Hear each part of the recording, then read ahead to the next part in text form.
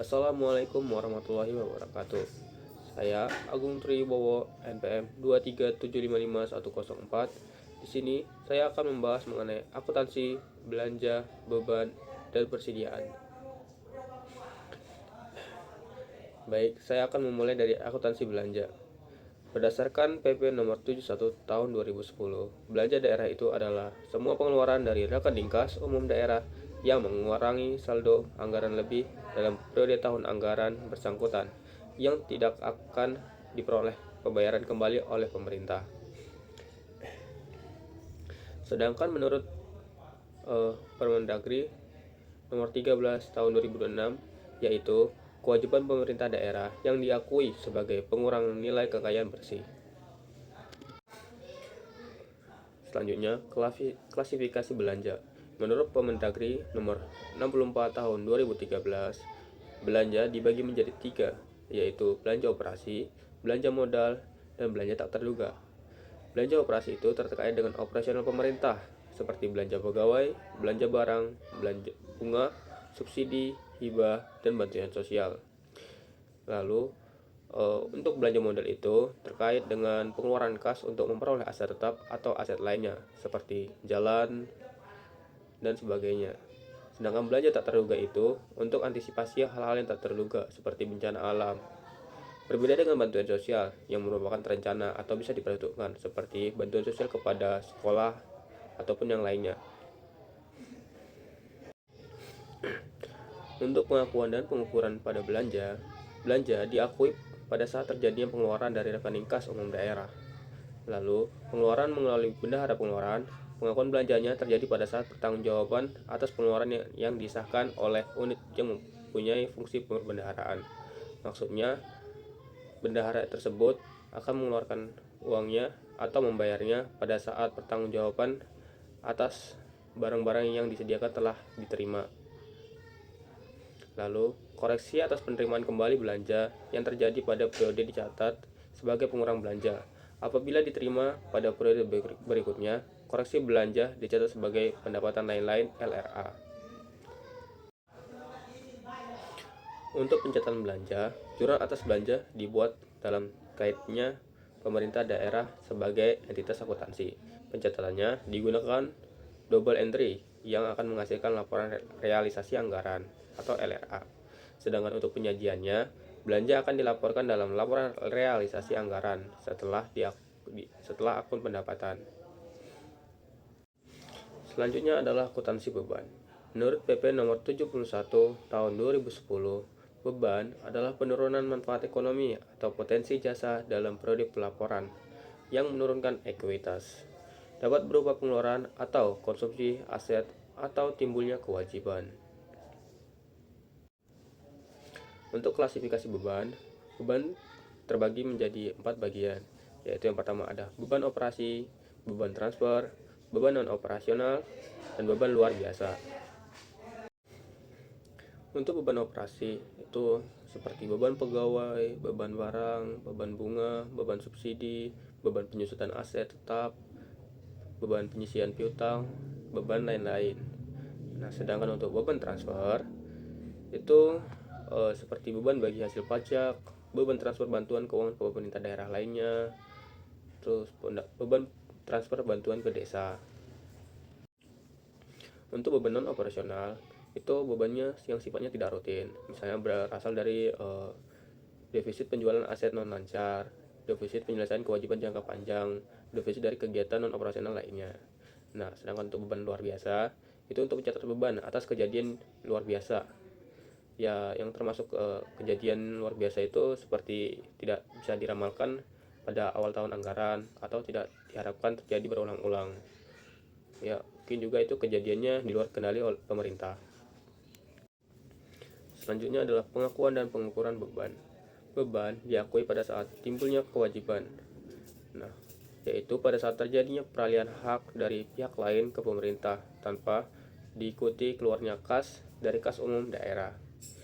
Selanjutnya, itu ada terjadinya konsumsi aset, yaitu pada saat pengeluaran kas kepada pihak lain yang tidak didahului timbulnya kewajiban atau konsumsi aset non kas dalam kegiatan operasional pemerintah. Selanjutnya itu terjadi penurunan manfaat ekonomi atau potensi jasa, yaitu pada saat terjadi penurunan nilai aset sehubungan dengan penggunaan aset bersangkutan atau berlalunya waktu. Nah, untuk pengukurannya itu koreksi atas beban penerimaan kembali yang terjadi pada periode berjalan dicatat sebagai pengurang beban pada periode berjalan. Penerimaan kembali atas beban pada tahun sebelumnya akan dicatat sebagai pendapatan lain-lain pada periode berjalan. Untuk pencatatan beban, jurnal atas beban dibuat dalam kaitnya pemerintah daerah sebagai entitas keuangan. Pencatatannya menggunakan double entry yang akan menghasilkan laporan operasional dan neraca Pemda. Nah, untuk penyajiannya, beban dilaporkan dalam laporan operasional atau LO. Baik, yang terakhir yaitu akuntansi persediaan. Definisi dari akuntansi persediaan yaitu aset dalam bentuk barang atau perlengkapan atau suppliers yang diperoleh dengan maksud untuk mendukung kegiatan operasional pemerintah, atau barang-barang yang dimaksudkan untuk dijual atau diserahkan dalam rangka pelayanan kepada masyarakat dalam kurun waktu 12 bulan dari tanggal pelaporan. Untuk contohnya ya seperti pada umumnya seperti persediaan ATK, persediaan obat-obatan, persediaan bibit, pupuk, dan lain-lain. Untuk pengakuan dan pengukurannya, persediaan dinilai dengan perhitungan fisik pada akhir periode. Persediaan yang berasal dari pembelian maka nilai berdasarkan biaya perolehan.